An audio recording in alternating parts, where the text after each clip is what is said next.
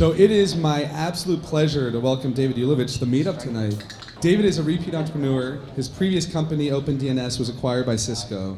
And then he did the anti-entrepreneurial thing by staying on as a leader of the biggest security business out there in tech.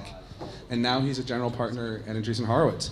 So before we kick off, I'm going to give some context because we got a lot of people here in the room. First of all, we have 25 minutes. We're not going to try to boil the ocean. We're going to really use the time to be punchy, cover 5 tactical takeaways that draw from David's experience as an operator and now trends he's seeing as a VC. We're going to leave plenty of time afterwards for Q&A because I know David and I prepped. We tried to cover a lot of ground, but we really want to make this of use. So as we're talking and you're thinking about stuff, feel free to tweet it and then ask away at the end. We'll have ample time. So for everyone who knows my co-founder Jess, she is the queen of Icebreakers. She even has a website for it.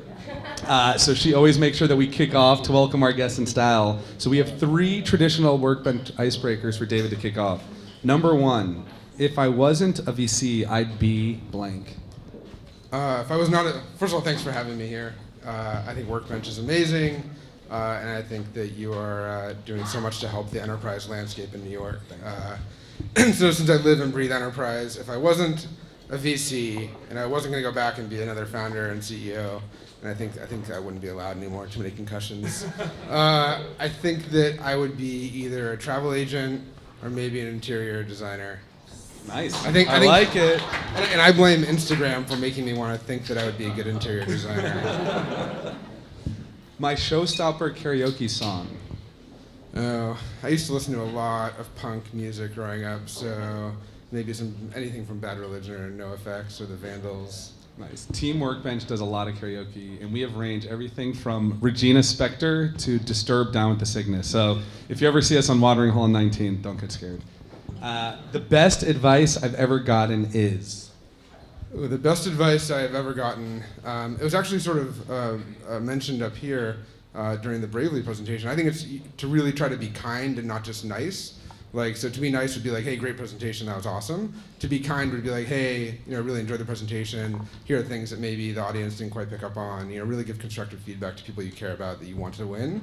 So I always try to be kind, and that was advice that was given to me that at one point in my career I was just too nice and not being kind. Awesome. Thank you for that. So we're going to dive into a few different areas. We're going to cover product, sales, we're going to cover customer success, product marketing, and then get into some trends. So to kick things off... All in 25 minutes. We're going to cover everything about them. So with product, David and I have been hanging out the last couple of days, and you had a great line about simplicity that you said, you have to earn the right to be complicated. Can you elaborate on that for the audience? Yeah, absolutely. So this is one of my favorite topics. I have spent the last 6+ years trying to be a student of the enterprise go-to-market and thinking about everything from packaging, pricing, positioning, how you structure sales teams, sales comp, and all these things. And on the product side, we've entered a world in the enterprise space where people talk about the consumerization of enterprise applications, and I think that's wonderful because it shortens the time to value for people, and that's great. But there are lots of things in the enterprise that actually need to be complicated. And so I think that there's a way to frame that not everything needs to be simple, some things need to be complicated, but you have to earn the right to be complicated. And a good example would be, a lot of you, how many people here have used Zoom video, right? Okay, how many of you have also used something like WebEx? Okay, everyone. So Zoom video is very simple. 2 people on their phones can each download the Zoom app and instantly be in a Zoom video conference from across the world. It's very easy. And that's easy, and that's simple. WebEx, you can't do that. There's a long setup process. It usually involves professional services, a long negotiation with a salesperson from the buying process to the deployment. It's very hard. But with Zoom, if you want to hook it up to your rooms and have it tied into your Google Calendar or your Exchange server, that does take work. But by the time you want to do that, they've already earned the right to be complicated. At first, you've deployed it with a few users. At first, you have a few use cases. Then maybe you put it in a few conference rooms. Then maybe you tie it to your calendaring system. Then maybe you buy the whole camera, video, TV thing and install it. But they have that crescendo of value that goes along with the effort. And I think that's a really nice framing to think about this idea of how do you deliver an enterprise-grade experience to a very large customer that's going to be complicated in the deployment or in the capability set, but do it in a way that allows the customer to feel like they're getting value along the way, and they don't have to wait 6 months to get actually any value. That doesn't work anymore in the enterprise. So I think that's a super interesting context to put behind it. So a lot of entrepreneurs will hear the phrase minimum viable product, right? But it's not about what the product is. We could even say minimum viable wedge in. Totally. Now, with video, it's obviously not easy because they built a great business around it, but it is a little bit more straightforward than, let's say, Sitel, which we saw earlier, even Bravely maybe, right? So how do you think entrepreneurs that might be doing things around infrastructure or security or different applications can figure out and test that minimum viable wedge? Yeah, absolutely. So I mean, security and identity is a great example. You find out what an individual really painful use cases are, and you make sure that that experience can be delivered very quickly, and then people can appreciate the full breadth of an offer. So if you take you mentioned security, something like network security, you can put something on the network or with a VPN or a service that provides network-based security, but then people want more granular reporting. And so in order to get that, they might have to go tie it into an identity service. They might have to go tie it into a directory service. And there's ways to earn that right over time. So it's rare that I come across a situation where someone thinks that it's actually impossible to have a crescendo of value along the path. I think that oftentimes that if you're focused on what value you're delivering to a customer and not just a set of features, you can articulate, you can identify, and then really hone in on the key value prop that you want to wedge into early. And I think it's absolutely possible. And then you just build value over time, and that secures your customer for life. So once you've found that wedge in with your end user who has the pain point, as you're saying, how do you think about the other people? Because this is an enterprise after all, and there's sometimes going to be someone that's implementing it that might be a different person. How do you make sure that you can get them involved? And how are you seeing people get creative with implementation and even self-serve models to kind of ride that and earn the right? Well, that's a long topic that could take hours, I think, to talk about. I think maybe what I'll do is use some examples instead of, because I don't think there's general purpose answers. I mean, one of the things, it's easy to be sitting up here and talking as a VC who actually doesn't do anything operational anymore about how easy it is to be like pricing and packaging and selling stuff. It's not easy, it's really hard. At least you're self-aware. Yeah, I do think that there are lots of best practices that, the goal is to try to inform people of things that help you de-risk things that have already been proven to just not work, or that really just are not efficient and to prevent people from learning things the hard way. So one of the things that's happening is while there are I love the large enterprise deals, the big price points, but we are living in a world where people want very short time to value, and developers and individual users and a lot of people lower down the organizations have budget. I know that's something that you talk about at Workbench. And so I do often think that you need to have a way to get a hook into earlier buyers that are lower down in an org. Oftentimes the year-long sales cycle with a CIO, even the CIOs that I spend time with these days, they look for an internal champion that's already bought in, that's already done some level of a deployment of a product. And so, I don't know if I'm fully answering the question, but I do think that there's a way to go into the bottom end of an organization. In fact, Slack would be a good example of this. Lots of people at companies use Slack because they want to solve things around communication and collaboration amongst teams. And then it hits a momentum point where someone in the organization says, wait a minute, we have compliance issues, we have archiving and audit issues, we want to do integrations into our calendaring system, video system, we want to be able to capture decisions that are made in Slack, and so then they go for an enterprise package. And that sort of bottoms up that meets tops down is a very complicated sales motion to navigate, but it's actually not too complicated from the product standpoint. And I don't know if that really answered the question. That is a good segue because there's a lot of things in there. The product, I guess, is a good segue into the sales because, as you're saying, it's going to be more bottoms up. How are you seeing sales motion? Because someone like Slack can sell, $8 a user, but then also go close 10,000 plus seat accounts. For obviously they're much later stage. For earlier stage entrepreneurs in the room, how are you seeing people do that in the early days in balance? Sure. I think it's very hard. So I'll say at the outset that, and I think Slack is on a, I don't know anything intimately about the company. We're investors in the company, but I joined Andreessen recently, so I'm just speaking about what I know broadly about the industry. But I think all companies that start with a bottoms-up motion where they get individual users adopting a product, even if there's a payment that's involved at some point, still have trouble figuring out how do you take a company that's paying you maybe $1,000 a month, and how do you get them to pay you $10,000 a month or $50,000 a month? And those accounts are out there when you get real traction in an organization. And I think it's very, very challenging. I will say generally, because I try to avoid really specific broad statements that aren't as applicable, but I do think that people generally are underpricing the value of their products. I like to think, and I'm speaking about SaaS here in this comment, but mostly subscription products. a lot of these products essentially are replacing what IT would have done historically.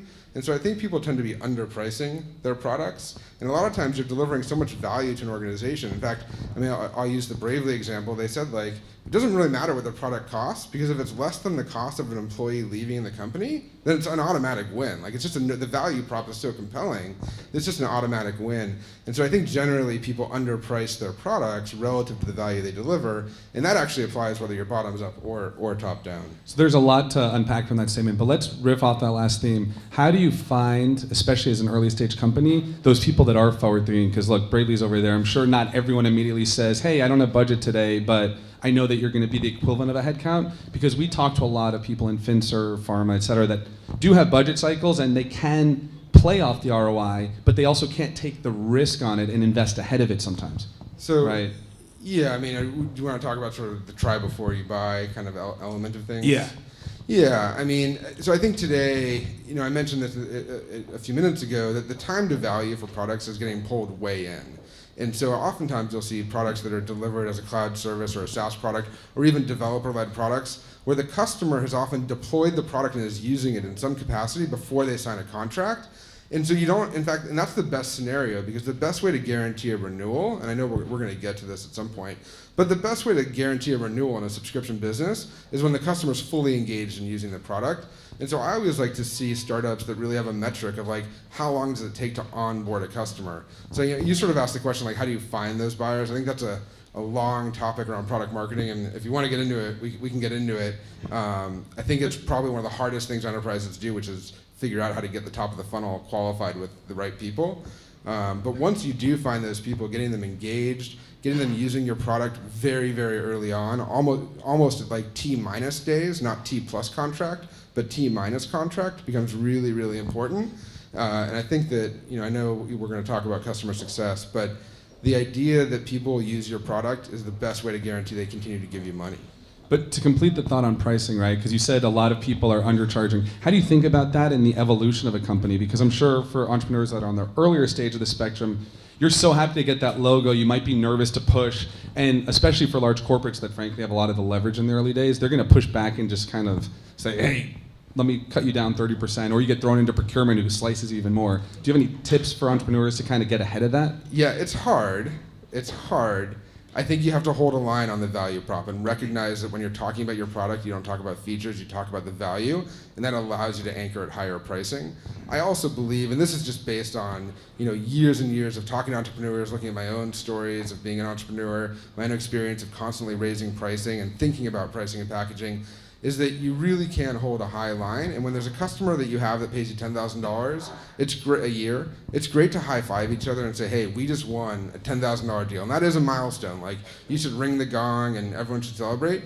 But I promise, and this is a statement that will never not be true, when there's a customer out there that will pay you $10,000 a year for your product, there is also a customer that will pay you $100,000 a year for that same exact product. Like, that is a for sure true statement. And it takes time for entrepreneurs sometimes to even get conviction that their product delivers enough value to get there. And so I feel like one of the things I can do is be a cheerleader when I spend time with entrepreneurs and say, yeah, like, look, let's celebrate that $10,000 deal. But I promise, if someone's willing to pay $10,000, there's someone willing to pay $100,000. And by the way, it turns out the same thing is true at $100,000. If someone's paying you $100,000 a year, there is another customer that will pay you $1 million a year for your product. Yep. And that's a great segue into a point I wanted to get into, because we focus on a lot of infrastructure-related stuff. The deals tend to be bigger, but the sales cycles are longer. But we have a lot of companies that'll sell maybe 50 to 70K ACVs, but then they'll really land some of the quote-unquote whales in like the 200 to 500K range. How have you seen, based on your own experience and just now in the Andreessen world, founders navigate that? Because it is different selling motion, it's different pattern, the products almost even look different. What are some best practices for that? Yeah, well, I think the best practice is you have to really take a persona view of who you want your customer to be. When I was running my business, we got to 10 million in recurring revenue off the backs of small, medium-sized businesses. I loved those people. They would send me emails all the time. I felt a sense of loyalty and a duty to these people. But then at some point I realized that I was spending the same amount, and organizationally, we were spending the same amount of mental calories supporting, selling, onboarding the person who was paying me $5,000 a year as the person who was paying me $500,000 a year. And when you think about how you want to build a really big company and how you want to employ a lot of people and you want to be able to change and impact a lot of people that are using your product, yeah, at some point you have to make a shift. It's very difficult to prosecute two very different customer personas at the same time, especially when you're a startup and your mental calories and your dollars are so finite and are so precious. And so I think that, it's almost, unless getting those early customers is someone that will turn into a very big account, you really have to think about the customers you're targeting. And it is very normal for a startup to move up market. And so even though you built your business on small and medium businesses, if you do see those bigger accounts coming in, chances are you're spending the same effort, the same caloric effort to win those deals. And that just means you have to start shifting your positioning, shifting your product marketing, mentality, shifting the campaigns you run. And so all these things have to happen in lockstep, but it generally pays off when you start to see the signs that you can close a big deal. There are enough big accounts out there that will come in and they know, sometimes they know, sometimes they don't know that they're like your biggest account. I think a lot of times customers don't know that they're your biggest account. What about a different scenario where you're closing that mid-tier, whether in this case it's 10K or the 50K is more of your bread and butter, and it's actually different to service the 300K because maybe they do need the Active Directory integration, they need more professional services.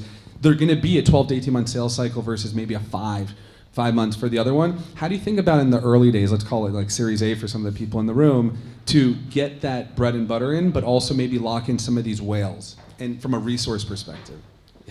I mean, the short answer is it's hard. I'm generally not a believer in a protracted time period for a startup that's prosecuting both of those activities. I think that if you can make that smaller end of the market self-service to the extent that you really are not spending your organizational brainpower on it, that's fine. But when you start to see the signs that there are big whales out there, you don't want to do a dramatic shift to the organization because that can cause the numbers to dip and it can cause cash collection to dip. But overall, when you're selling that small, medium-sized account, that should be an inside sales model generally. Like there are some pretty good rules of thumb. Like you shouldn't be getting on a plane for less than a 50K deal. Some people will say a 100K deal. I don't know where you land. What would it take to get you on a plane for a deal?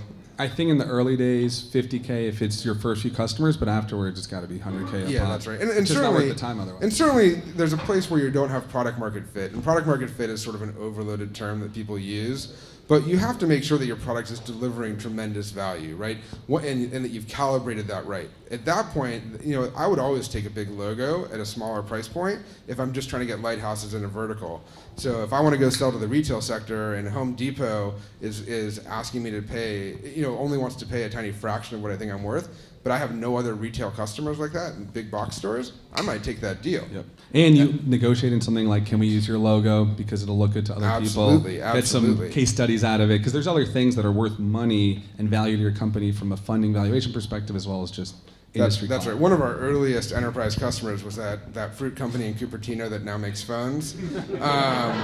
And they were paranoid. Like we could never mention them on collateral. We could never put their logo up. But you can go to another company and say, hey, we have that fruit company in Cupertino, and that validation goes a long way. And I'll tell you, that fruit company in Cupertino really did not like to pay us very much money, but they helped us get a lot of credibility. Yep. When you're in the room with someone, you can say that exact analogy. You can get away with it. So we started with product, we got into sales a little bit as we're going around the world. It's a good segue into customer success because we're talking about self-serve, needing to keep these customers happy. You guys at Andreessen have DigitalOcean here, which was really a stalwart for self-serve and CS in New York, and actually Catalyst, which is one of our investments, presented here a couple months ago because they really recreated it in a way. Walk through some thoughts in CS, because I know we've had some fun conversations. So I think customer success is in a subscription business, which is what almost all of the founders in the room who have enterprise businesses have a subscription business model, even if it's not SaaS. Customer success probably ends up becoming one of the most important things. First of all, it's a direct conduit to the customer where they give you feedback.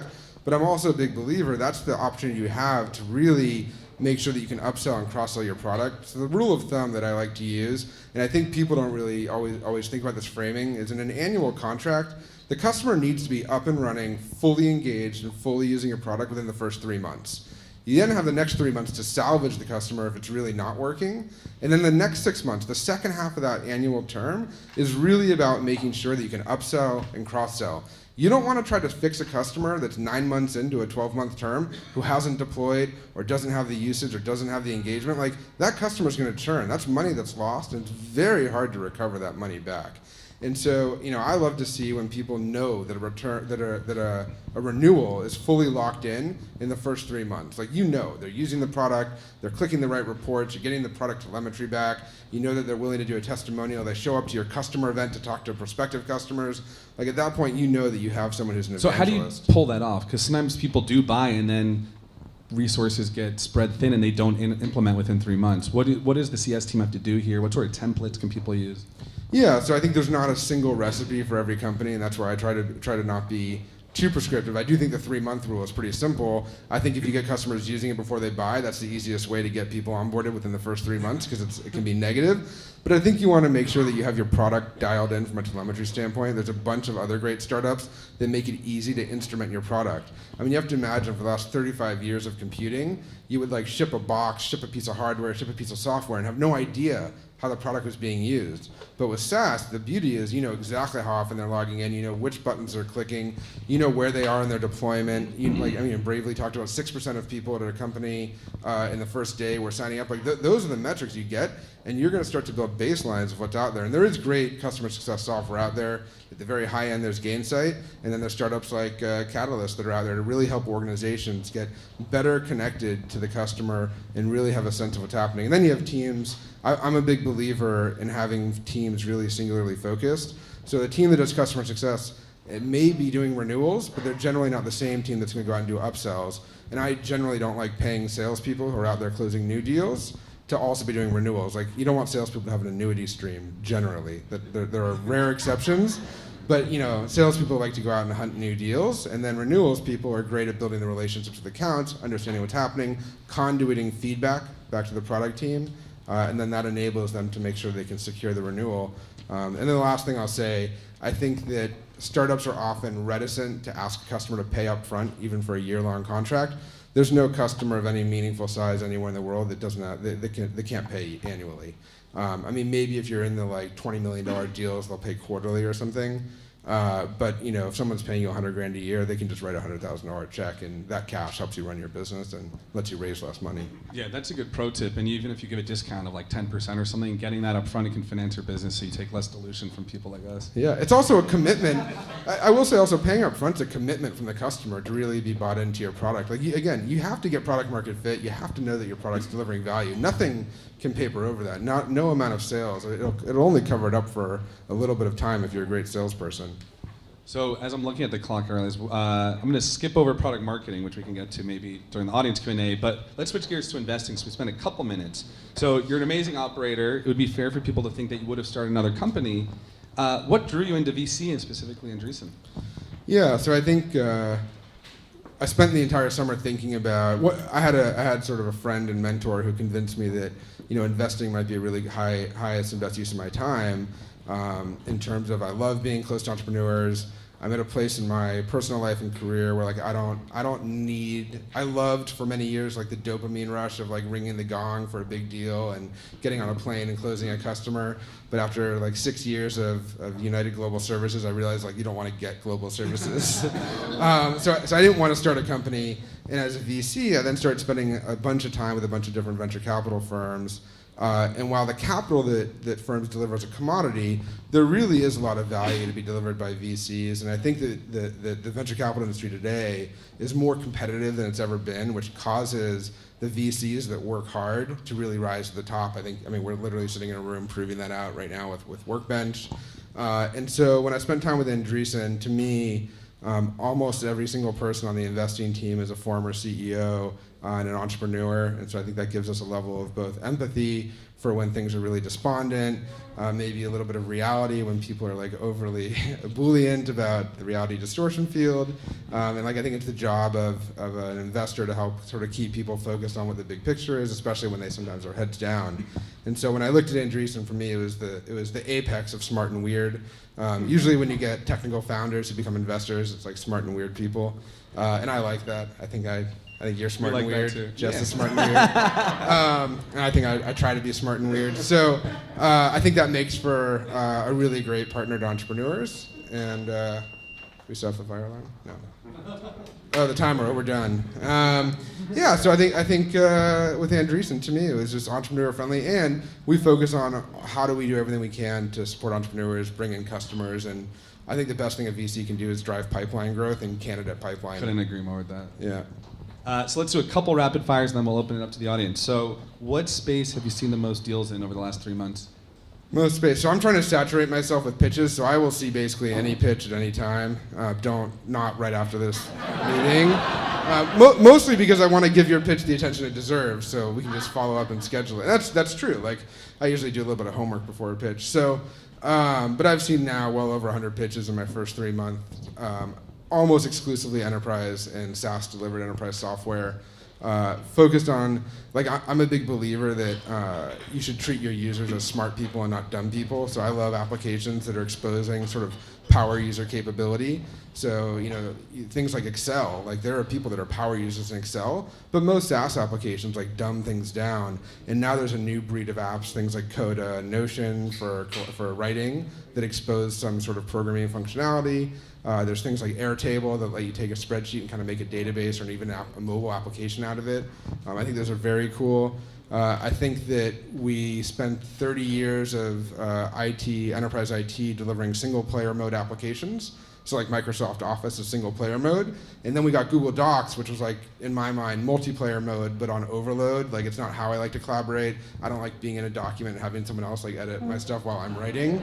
And so now we're seeing new applications emerge that really are a hybrid of single-player mode and multiplayer mode, and I think that's really interesting, where you're working on something, whether it's a graphic design or a document or a financial model, and you want someone to kind of weigh in, maybe edit it, fix a problem. Maybe you're developing some code and you want another developer who's in another city, because there's a lot more remote work and remote offices and distributed teams, to kind of weigh in and in your own programming environment, in your own work environment, just kind of weigh in quickly and then drop back into single player mode. So that's exciting. Then the last thing I'll say is that, like, programmers, if you're not a programmer, programmers are the laziest people in the world. And I was a programmer, so I think I can safely say that. And so they will find a way to automate anything that they don't really want to do and anything that's tedious. And so there's a ton of tooling in the developer tool chain that makes writing code much more easy. And you're seeing some of those workflows bleed into other things, whether it's, again, design or writing. So an example would be like revision control. Developers will often commit code, and then there's tools to see the deltas and the diffs between those code changes. That's very normal for developers. But imagine someone who works in an FP&A function in a company and in finance, and like they're moving around these Excel worksheets as attachments across each other, and someone changes the formula. Like, you don't know how someone changed a formula. Maybe they're changing inputs, maybe they're changing values. And so I think anything that's like a developer tool that's bleeding into graphic design to help collaboration, bleeding into finance, bleeding into document creation, journalism, those are all pretty exciting and interesting to me. Long answer.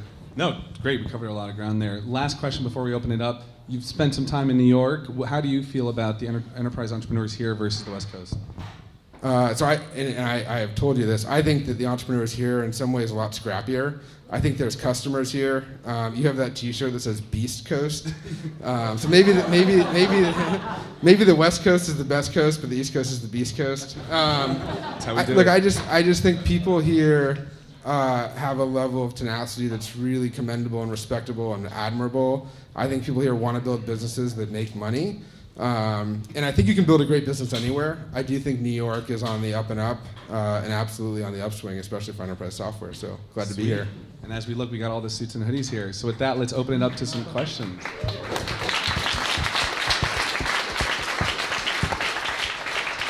Do I see a question? There we go. Me? Okay, Yes. great. Hi. So I work in an enterprise tech startup. It's actually funded by Andreessen called Action IQ. We used to be at Workbench, so we know John really well. It's great. We'll be back. So my one question is, let's say you're at the point where you have a couple of like large enterprise clients, and I think what differentiates enterprise from B2C, and I don't have any experience in B2C, is that you're trying to sell to a fewer amount of people.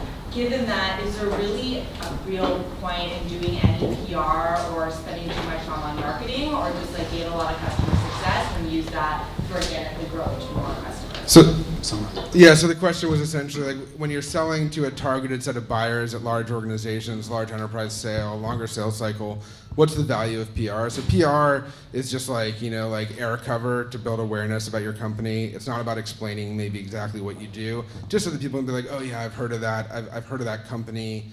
I do think that there's a mechanism of account-based marketing when you're going after very big deals that is very effective. That means you can use LinkedIn, you understand who your customer persona is. Like, we want to go after these companies that have sales teams of 500 people or more, which means if anyone doesn't have 500 people, they're qualified out.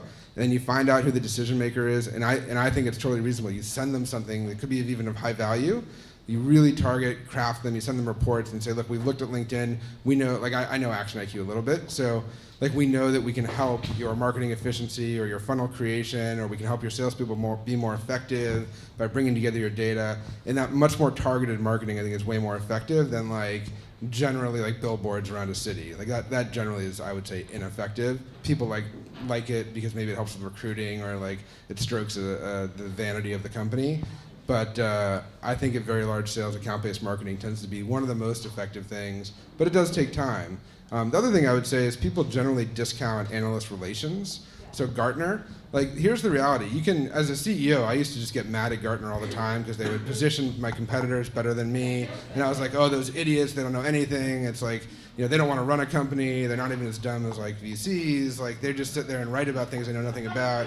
Like, I would just rag on them. But the reality is, they actually serve a key place in the market, and they help inform buyers. They don't have the time to be experts. And so I actually think analyst relations is underrated, and spending time with analysts is super important. And the reality, I would say, if you're selling an enterprise product today that doesn't fit into a Gartner quadrant, you should probably do a full reality check, because they're pretty comprehensive, and they get paid on the number of quadrants you subscribe to, so they actually create quadrants constantly. So generally there's a quadrant you can fit into, at least early on, and then maybe convince them to pivot the quadrant. And I think analyst relations is a worthwhile investment. Maybe not sub-Series A, and maybe not a dedicated person, but it is a worthwhile investment to spend time with Gartner, explain them. Being a Gartner Cool vendor, any company that's ever been a Gartner Cool vendor will tell you it certainly helps their business. So as an entrepreneur, you were no stranger to turbulence. How did you dig in and persevere, especially during those rough couple of months? How do you dig in through turbulence? That's such a nice way to say it. People have bad days and bad weeks, but generally as a startup, like, you might have a bad year. And so, yeah, I definitely, I was not CEO of my company for 11 months. That was like the best time you definitely don't want to ever have again. And so how do you persevere? I think if you believe in your product. Like, one of the things I often will tell entrepreneurs when they don't have an idea, they want to be an entrepreneur, is I'll say, like, you have to figure out what you're passionate about, because, just the idea of running a company, like, anybody can run a company. Like, you can just go to like LegalZoom and incorporate and be CEO. But like when it really gets bad, like, you have to love what you're doing, because it will get bad. Like, the job of CEO and founder is like, you're also night janitor, you're dealing with the missed quarter, you're dealing with wondering where payroll might come from. And so I think you really have to be passionate about it, and you have to believe, I think people also pivot too early in the science. Like, you do have to get market feedback. If the market really doesn't want what you're selling, like, you have to be intellectually honest about that. But oftentimes companies have huge positioning and messaging issues where the founder and CEO, and I was guilty of this, was so enamored with what I had built, but I just couldn't communicate it to the market. And we didn't talk about product marketing, but you often need someone else in your team. Like, the CEO is rarely the best marketer in terms of communicating. Like, not everyone is Steve Jobs. And so you need someone that can really talk to the market. And once you do believe that the product's there, the market's there, that's, I think, what helps you persevere through it. That's what helped me. Customers were using the product, they loved it, they just weren't giving us enough money. We weren't targeting the right accounts, we didn't have the right capabilities, we weren't positioning the product right. And once we started to adjust those knobs, and all those knobs are like multipliers, then it really helps. So I'm trying to make sure I see people in the back, and then I can get to you. Anyone back here? Oh, here we go. All right. This is a pretty tactical question, but once you've landed your first 3 or 4 whales, it's often the CEO first, how do you think about expanding to the first salesperson to try and replicate something that feels pretty unique? Yeah, so I think the question was, the first big accounts often get closed by the CEO, founder, and so when he or she does that, like, how do you then actually scale to like your first sales rep? once you have 10 sales reps, like you've already gotten to that point, you figured it out. I'm a believer in hiring your first salesperson early and bringing that person with you. And that person doesn't have to be the VP of sales. They can call themselves essentially whatever they want. But that person is helping you get market feedback, making sure the product does have product market fit. You need to be doing that as CEO, but you also need a salesperson that's helping to go find accounts, qualify accounts, and then that person helps become the person to ultimately start leading the charge. Now I will say, and this has turned out to be true at OpenDNS and at Cisco, like Chuck Robbins, the CEO of Cisco, he still goes in front of customers constantly. I mean, he might even say that is one of his primary responsibilities. And as CEO, I was on a plane constantly in front of customers. I would try to scale it out by doing dinners and events. But I would bring that first salesperson with me and let them try to be the person that runs the play, capturing all the notes, so that way as a CEO you're freed up, but One it never really goes clarification away. there, though, I think you need to point out, and I think you'd agree, is that you don't want to get that super senior VP sales level person that may be the one running it when it's a full. Oh yeah, so that's what I meant. Because you won't even get them. So I just want to make sure the that's what I audience meant. knows Not the VP of sales. That's what they can call themselves what they want, but you want someone who's an individual contributor, a rep, who is really helping you qualify those deals, run the deal, close the deal. Usually CEOs are really bad closers from a contract standpoint. They can close the customer in the room, but then when the customer says, "Oh, I don't want to pay that much," the CEO goes, "Oh, well now it's double." You don't want that. You want a salesperson that can close deals. And then on that point that John made, the longer you delay the big name sales hire, generally the better off you are. You can often promote someone to be a player coach, because every time you increase your recurring revenue or the number of deals you're doing, the aperture of just an incredibly excellent sales leader you can hire opens up. Because the really good sales leader are only going to join your company, and this goes for reps too. They're only going to join when the customers that they trust and the other reps that they trust are also showing proof points that they can close deals. Salespeople that are really good, they're not going to join an unproven company. They know how to sniff it out because they want to make money. Yeah, and so and it is true. They will find out from customers if your product is good. And then the worst thing you do is if you convince them to join and the product's not good, they'll leave and they'll tell all their other friends who are good reps. You really have to balance that carefully. Paul, I skipped you before. So I'm building out customer success right now, and I was wondering, what you look for in both on the leadership and on the rep side. Maybe favorite interview questions, things like that.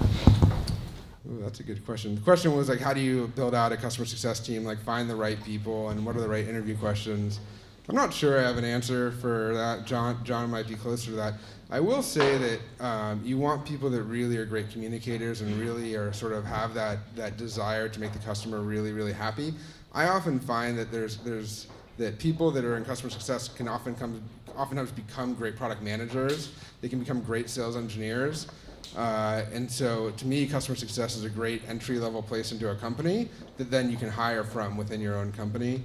And I actually think sales engineers oftentimes also then become great product managers or great product marketers. And so I always think of those roles as entry places. And for people right out of school, at times they just have to love the product and want to do good work. I don't have a better answer. John, the only other thing to add, just in the one nugget, is customer empathy, right? Because these people are going to complement the sales and have to own what was sold. So being able to manage internally the sales team, the product team, and understand what's going on, and having that push and pull with the product people, the customer, keeping them happy, and then just giving their all for the customer while balancing. Because the thing is, they have to make the customer successful, obviously, but at what cost to the company? So they need to be able to have the personality and the communication skills for that. Is your hand up? Yeah. Sure. You alluded to this and touched on it a little bit, but could you give us a medium dive additional nugget on product marketing?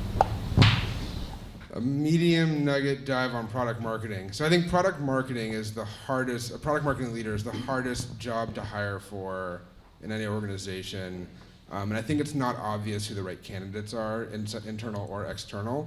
But product marketing, to me, for those that don't really know, I guess I'll use the medium nugget to explain. To me, product marketing are the people that have to translate the vision for a company and what everyone on the side of the company thinks the product does to what customers actually sort of perceive in terms of value. And that's a bi-directional thing, but it's their job to really communicate the value proposition to the market. And oftentimes when that's not resonating, there needs to be product changes.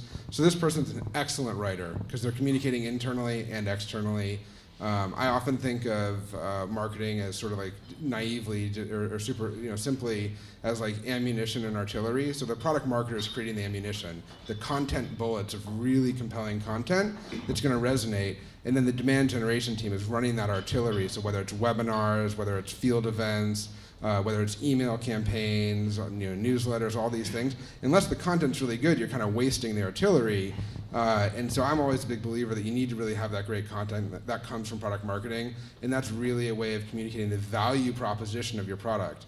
And so if you just talk to customers about the features you have and all the ways they could use it, that's not always a really compelling value prop. Sometimes customers are smart enough to figure it out, but the product marketer will translate that into real value and say, hey, wait a minute. You're going to save me a ton of money. You're going to help me automate something and make it faster. You're going to help me make it way more efficient. And those are value propositions that can resonate with a customer. And the last thing I'll say on that I mentioned is I found in my personal experience that sales engineers who are great writers can often make great product marketers because they're close to the customer. They don't have the sort of religious affinity to the product that sometimes like founders and product managers will have. And these are broad statements. Like there's great product managers obviously everywhere. I think of myself as a product manager, but I think product marketers deal with the reality that the sales team deals with, and they're the closest to the sales team. They're training the sales team. They're creating the sales decks, and so they need to be able to do that. And I would add, in the early days especially, they should live with the customer and really suss out what do we need to build. And sometimes even compliment the CEO in doing some of those customer interviews, because then as they grow, they can have the right language and feature set to understand of how to market that. And as a CEO, you got to listen to these people. It's hard because you know everything, but you got to listen. Time for one more. Anyone in the back that's been standing the whole time? I was going to ask, when you were running OpenDNS, can you tell us about one more difficult experiences you had from a personal and professional level in any sector? My investor fired me. That was not fun. I do not work with that investor now. In fact, I liked Mark and Ben so much. They passed on my company, but I liked the way they did it so much that now I work with them. One of the hardest things was realizing, I would say, as a leader, there were things I wasn't doing that were stunting the growth of the company, and I was looking at the wrong metrics. And it actually probably benefited the company that I wasn't CEO for 11 months, because then we brought someone in who was a fine person, was a good person, but then all of a sudden I saw all the things that he wasn't doing, but in reality I wasn't doing them either.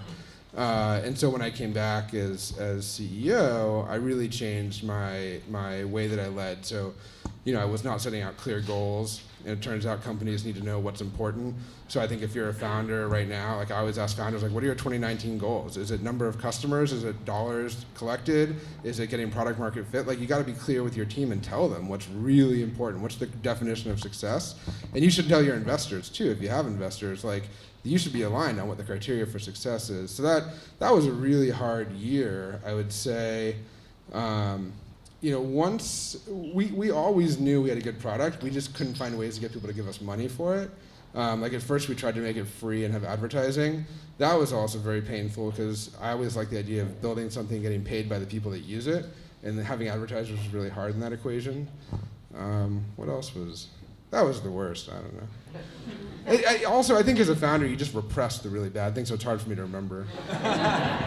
Well, on that note, everyone, let's give a round of applause for David. Thank you so much.